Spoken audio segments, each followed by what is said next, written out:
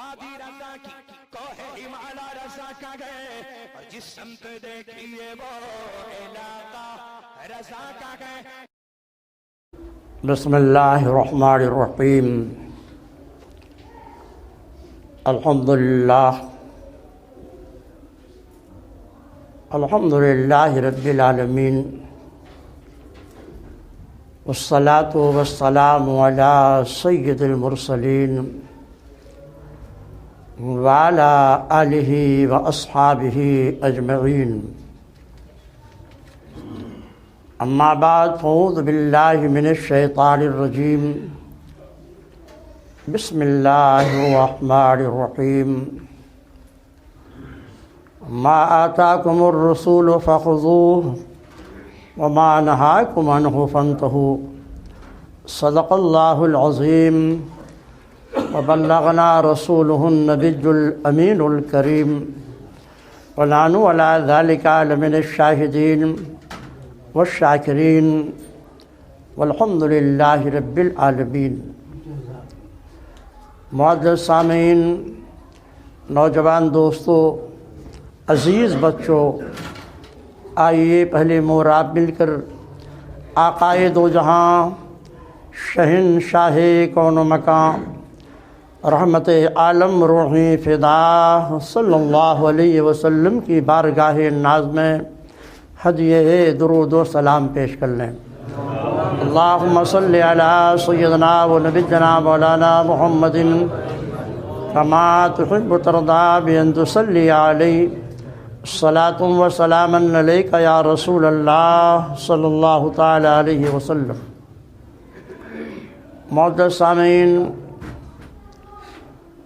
نماز پنجگانہ سے متعلق مسلسل خطاب آپ سماعت فرماتے آئے ہیں. نماز کے شرائط، نماز کے فرائض، نماز کے واجبات، نماز کی سنتیں، وضو اور غسل کے فرائض، تیمم کا طریقہ، سجدہ سہو کے احکام، الحمدللہ یہ تمام مسائل بہت تفصیل کے ساتھ آپ کے سامنے بیان کیے جا چکے ہیں. معزز سامعین، نماز جنازہ، قبر و دفن اور بیماریاں تدریجاً وقت کے مطابق آپ انشاءاللہ اس پر گفتگو سماعت کریں گے. عزیزوں اور دوستو،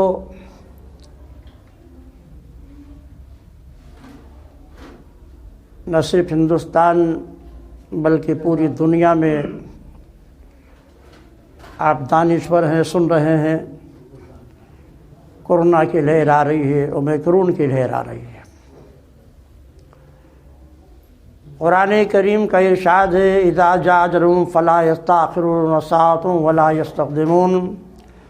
جب موت کا وقت آ جاتا ہے تو ایک لمحہ نہ آگے اور نہ پیچھے جاتا ہے. موت برحق ہے، سبھی کو آنی ہے. دنیا میں آئی اس لیے کہ ایک دن دنیا سے ہمیں جانا بھی ہے. اس لیے اللہ پر اعتماد رکھیے، 5 وقتہ نمازیں پڑھیے، ذمہ داریوں کا احساس کیجیے، اللہ کی بارگاہ میں توبہ و انابت کرتے رہیے. پروردگار عالم انشاءاللہ ہماری اور آپ سب کی حفاظت فرمائے گا. بیماری اور عیادت. کیا ہے عیادت؟ آپ کا کوئی عزیز، کوئی رشتہ دار، کوئی دوست، کوئی پڑوسی بیمار ہو گیا تو اس کی طبیعت کی کیفیت اور حالات معلوم کرنے کو شریعت کے اصطلاح میں مریض کی عیادت کہا جاتا ہے. عیادت کیا ہے؟ آپ کے خاندان کا یا عزیز ہے، رشتہ دار ہے، دوست ہے، پڑوسی ہے. اب آپ اس کے پاس اس لیے جائیں کہ وہ بیمار ہے تو اس کی طبیعت کی کیفیت معلوم کریں، مزاج کیسا ہے، طبیعت کیسی ہے، بیماری کیسی ہے. اس جانے کو شریعت میں عیادت مریض کہا جاتا ہے۔ عیادت یہ ہم سب کے آقا و مولا امام النبیین سید المرسلین رحمۃ للعالمین صلی اللہ علیہ وسلم کی سنت پاک ہے۔ جب کوئی صحابی بیمار ہوتا، آقا کائنات صلی اللہ علیہ وسلم اس کی عیادت کے تشریف لے جاتے۔ تو میرے آقا کی سنت ہے۔ عیادت کا طریقہ کیا ہے؟ آپ مریض کے پاس جائیں تو کیا کریں؟ کیا فضیلت ہے عیادت کی؟ تھوڑے سے وقت میں یہی مسئلہ آپ کو سمجھنا ہے۔ عیادت کا سب سے اچھا اور مسنون طریقہ یہ ہے کہ آپ جب کسی مریض کی طبیعت کی کیفیت کو معلوم کرنے کے لیے چلیں، پہلے وضو کر لیں، باوضو ہو جائے، نیت میں اخلاص پیدا کر لیں۔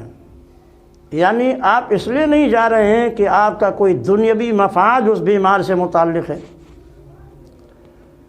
بڑا آدمی ہے، اسی ملاقات کے لیے آپ جائیں گے، آپ کو کچھ مل جائے گا، یہ نیت نہیں ہونی چاہیے، یا وہ ٹھیک ہو جائے گا تو ہمیں منصب دے دے گا، عہدہ دے دے گا، یہ نیت نہیں ہونی چاہیے۔ باوضو ہو گئے، نیت میں اخلاص کر لیا کہ چونکہ میرے آقا کی سنت ہے، اس لیے میں اس سنت عبادت کو ادا کرنے کی غرض سے جا رہا ہوں۔ باوضو ہو گئے، نیت میں اخلاص پیدا کر لیا۔ شارح حدیث فرماتے ہیں کہ اب راستے بھر درود شریف پڑھتے ہوئے جائیے، راستے بھر درود شریف پڑھتے ہوئے جائیے۔ جب آپ نکلیں گے عیادت کے نیت سے، شریعت کے انہی اصولوں کے روشنی میں، تو ایک فرشتہ آسمان سے ندا دے گا، غیب سے آواز آئے گی، اے عیادت کو جانے والے، تیری چال اچھی ہے اور تیرا ٹھکانہ اللہ نے جنت میں بنا دیا۔ ایک دوسری حدیث شریف میں آدمی جب عیادت کے لیے روانہ ہوتا ہے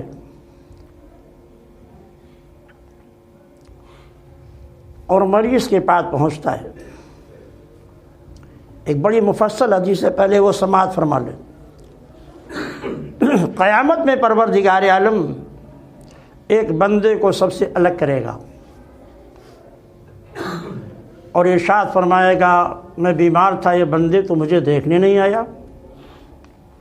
حدیث کے الفاظ سنیے آپ، اللہ کس طرح اپنی رحمتوں اور برکتوں سے اپنے بندوں کو نوازتا ہے۔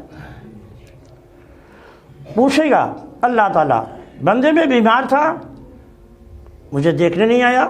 بندہ عرض کرے گا، مولا تو رب العالمین ہے، سارے بیماریوں کو دینے والا، بیماریوں سے شفا دینے والا تو ہی ہے، تو میں کیسے تیری عیادت کے لیے آتا؟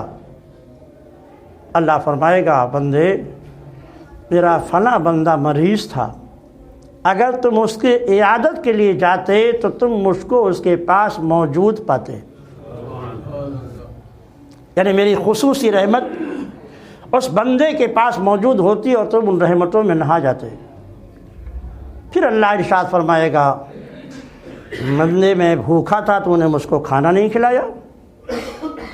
بندہ عرض کرے گا، مولا تو رب العالمین ہے، کھانے پینے سے پاک ہے، میں کیسے تجھے کھانا کھلاتا؟ اللہ ارشاد فرمائے گا، فلاں بندے نے تو اس سے کھانا مانگا تھا، اگر تو اسے کھانا کھلا دیتا تو مجھے اس کے پاس موجود پاتا۔ پھر اللہ تبارک و تعالیٰ بندے سے پوچھے گا، تو نے مجھ کو پانی نہیں پلایا؟ بندہ کہے گا، مولا تو کھانے پینے سے پاک ہے، تو رب العالمین ہے۔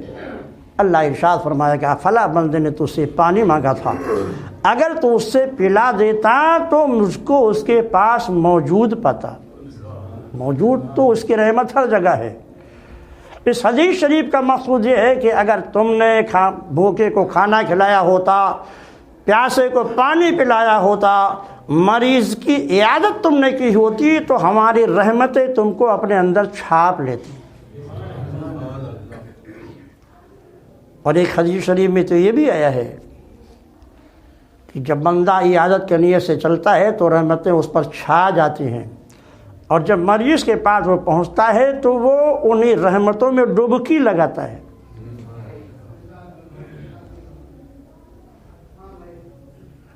آقائے کائنات صلی اللہ تعالیٰ علیہ وسلم جب کسی مریض کے پاس عیادت کے لیے پہنچتے،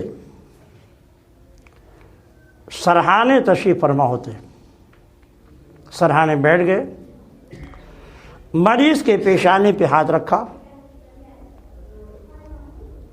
مختلف دعائیں حدیث شریف میں مروی ہیں، کبھی یہ سرکار پڑھتے کبھی یہ پڑھتے۔ مثلاً ایک حدیث شریف میں ہے کہ سر پہ ہاتھ رکھتے آقا و فرماتے لا باسا طہور انشاءاللہ، گھبرانے کی کوئی بات نہیں، انشاءاللہ یہ بیماری تم کو گناہوں سے پاک کر دے گی۔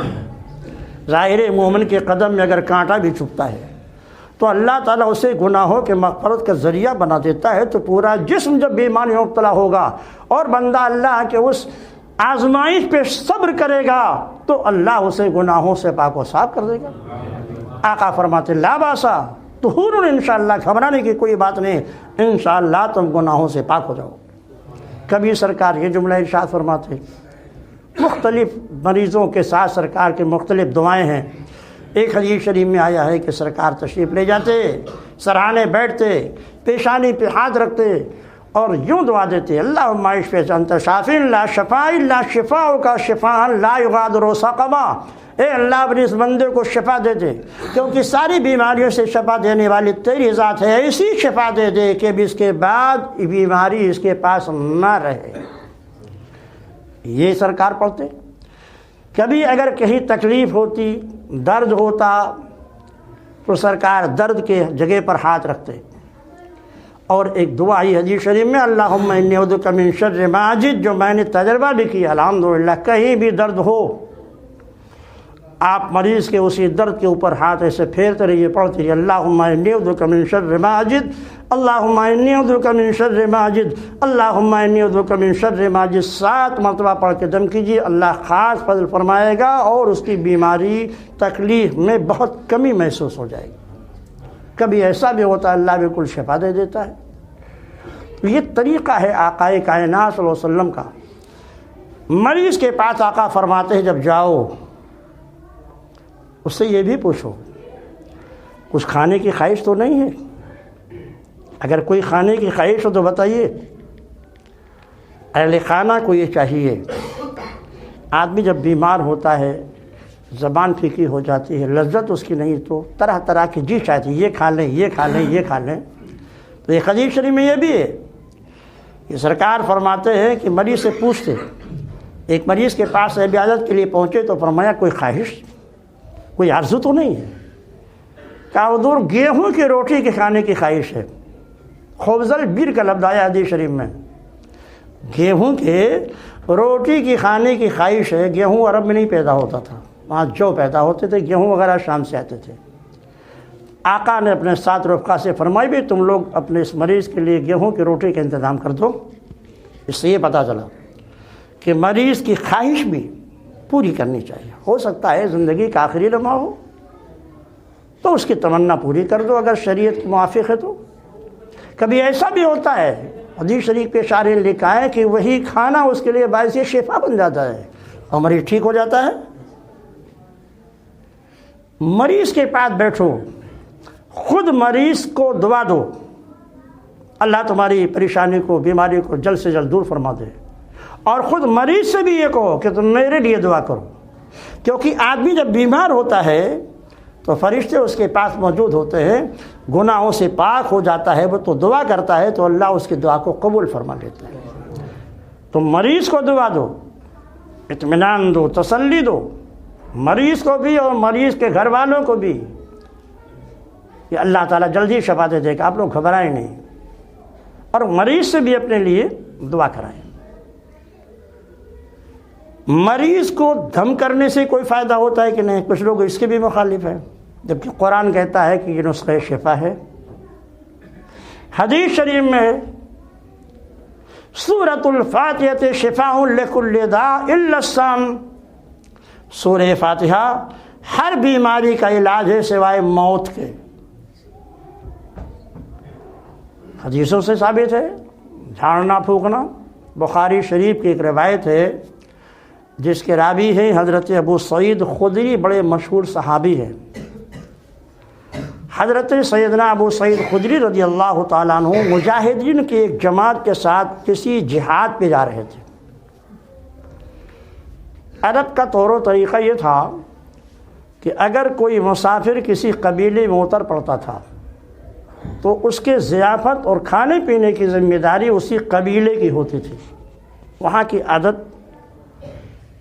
عام عادت تھی، چاہے آپ اس مسافر کو جانیں یا اس کو نہ جانیں، اگر وہ آپ کے قبیلے میں اتر گیا تو اس کی ضیافت ذمہ داری قبیلے کی ہوتی تھی۔ یہ مجاہدین کا لشکر تھا، اس کے قائد حضرت سیدنا ابو سعید خدری رضی اللہ تعالیٰ عنہ تھے۔ بخاری شریف جلد اول میں جھاڑ پھونک کا باب قائم کرنے کے بعد امام بخاری نے اس حدیث شریف کو ذکر کیا۔ یہ لشکر لے کے جا رہے تھے، شام کا وقت ہو گیا، ایک قبیلے پر آپ اترے۔ قبیلے کے سردار سے کہا کہ بھئی ہمارے ان مہمانوں کے کھانے کا انتظام کرو۔ قبیلہ اور قبیلے کے سردار کافروں اور مشرکوں کا تھا۔ وہ زمانہ ایسا تھا کہ اسلام اور کفر کی جنگ ہوتی رہتی تھی، مسلمانوں کے کفار و مشرکین سے جہاد ہوتا رہتا تھا، اور انہوں نے صاف انکار کر دیا، کہا نہیں ہم آپ کے کھانے کا انتظام نہیں کریں گے۔ سب سے بدترین بستی وہ ہے جہاں مہمانوں کے کھانے کی ضیافت نہ کی جائے۔ تو ابو سعید خدری رضی اللہ تعالیٰ عنہ نے ارشاد فرمایا تو ایسے بستی میں ہم رک نہیں سکتے جہاں مہمانوں کی ضیافت نہ کی جائے، چلو اس بستی سے آگے چلو، وہاں قیام کریں گے۔ بستی سے باہر نکلے، ایک باغ تھا، اسی باغ میں صحابہ کرام نے قیام فرما لیا۔ اب اللہ کی مشیت دیکھیں، خدا کی راہ میں جہاد کے لیے جو نکلتے ہیں اللہ تعالیٰ ان کے کھانے پینے کا نظم کیسے کرتا ہے۔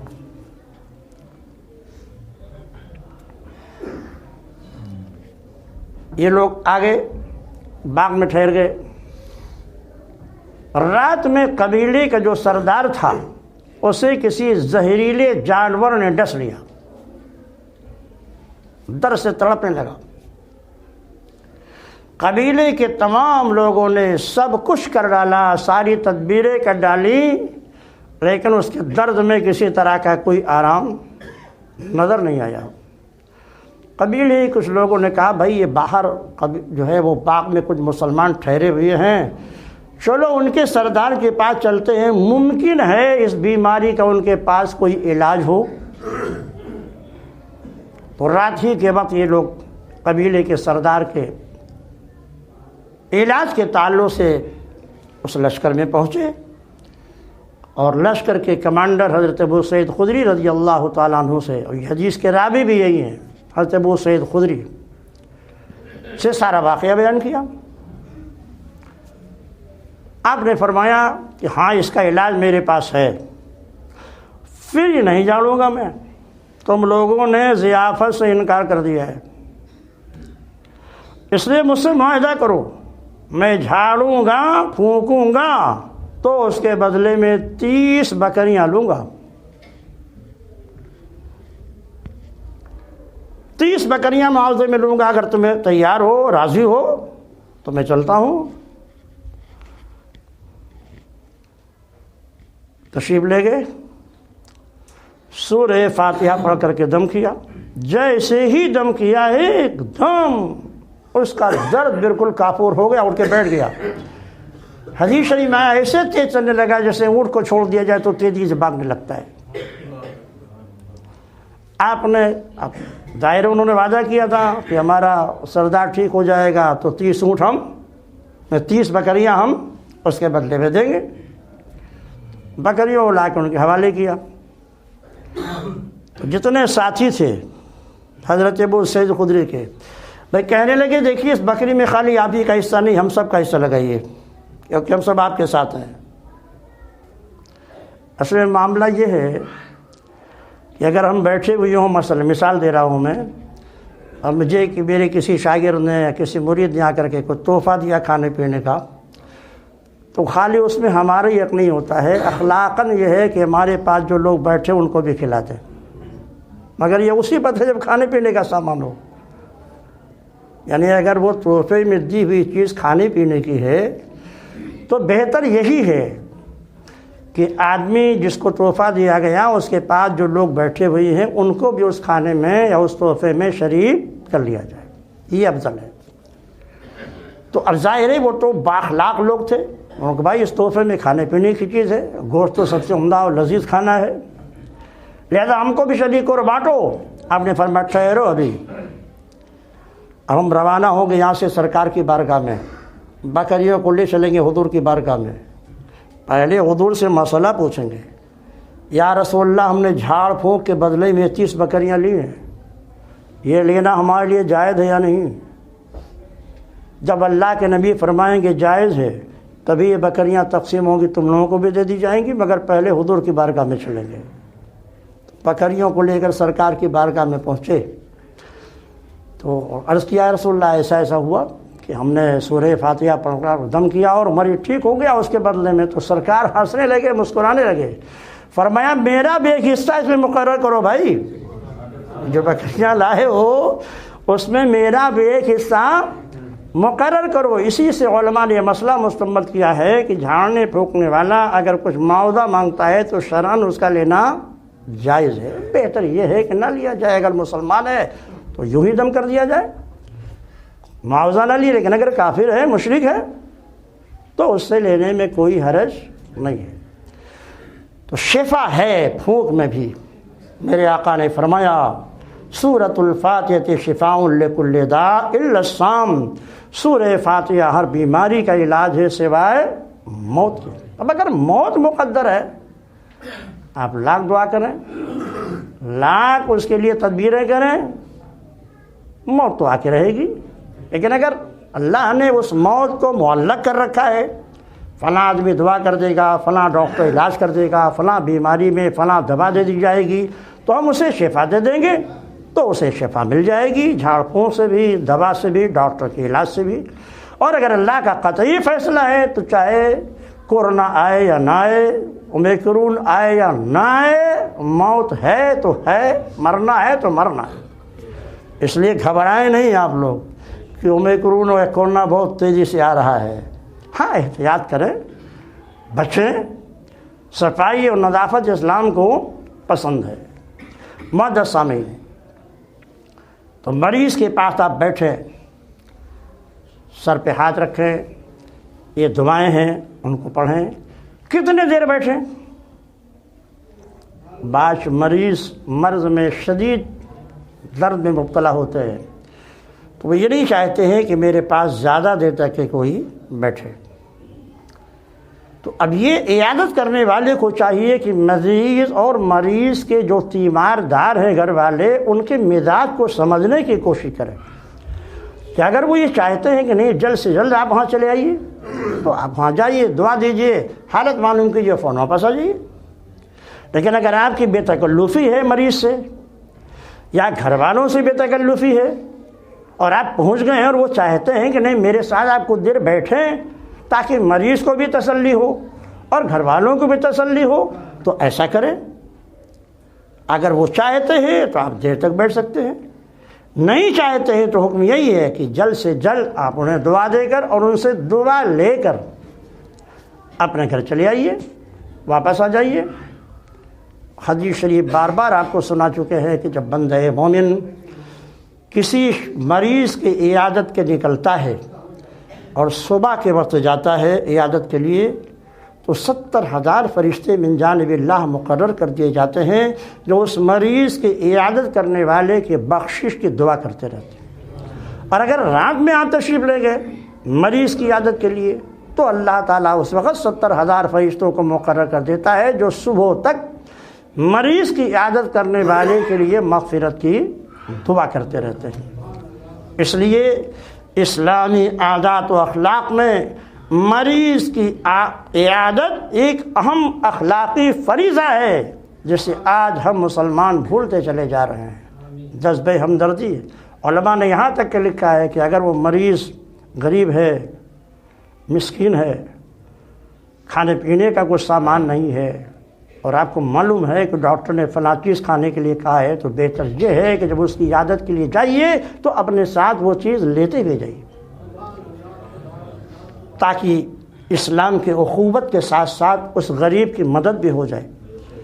علماء نے یہ بھی لکھا ہے کہ اور اگر وہ بہت زیادہ غریب ہے، یہاں تک کہ وہ بیمار تو ہے مگر دوا یا علاج کا اس کے پاس پیسہ نہیں ہے، آپ یہ بھی کر سکتے ہیں کہ کچھ نقد پیسے اس کو دے دیں۔ آپ یہ بھی کر سکتے ہیں کہ پرچہ لے کر کے اور دوا خرید کر لا کر کے اس مریض کو دے دیں۔ اس کی حسن اخلاق سے مریض کا آدھا مرض تو ایسے ہی دور ہو جائے گا۔ اللہ تبارک و تعالی ہمیں اور آپ سب کو ان مسائل پر عمل کرنے کی توفیق عطا فرمائے۔ جن حضرات پہ سنتیں باقی ہیں ادا فرمائے۔